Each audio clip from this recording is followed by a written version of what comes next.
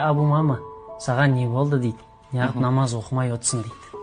Сонда айтады, я Расулалла дейді, мені дейді осы мұңға батырып атқан мұнмен және қарыздар дейді, қайғы мен қарыздар дейді. Сонда пайғамбар саллаллаху алейхи ва саллям айтады, Абу мама дейді, мен саған бір сөз үйретейін ба дейді, сен оны кеш таңда және кешке айтатын болсан, Алла сенің қайғыңды да шешіп береді дейді, қарызыңды да өтеп береді дейді. Сонда я Расулалла айтып берші деген кезде, Аллахым, мен сенен қайғыдан, әлсіздіктен, мұннан және де еріншектен құтқаруыңды сұраймын, және де жұпыны жамылудан сұраймын, пана сұраймын, яғни мені содан сақта, сарандықтан сенен пана сұраймын, яғни мені сол сарандықтан сақтай көр деген секілді.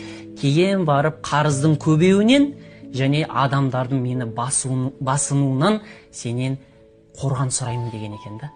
Қараңыз, осы дұғалар бізді сақтайды екен. Сонда көріңіз, пайғамбар сасам айтады Абу мамаға, неге намаз оқымай отсын деп. Көріңіз, бұл стресс деген нәрсе адамды көп нәрседен тосқалы мүмкін.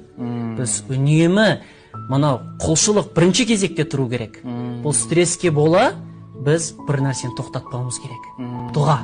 Алла тағала айтады ғой, құлым маған қандай ойда болса, мен оған солай қарым-қатынас жасаймын. Егер маған дұға қылса, мені дұға деген нәрсені біз арабша атап жүрміз ғой. Дұға деген нәрсе шақыру екен да. Мені шақырса, мен оған жауап берем деген.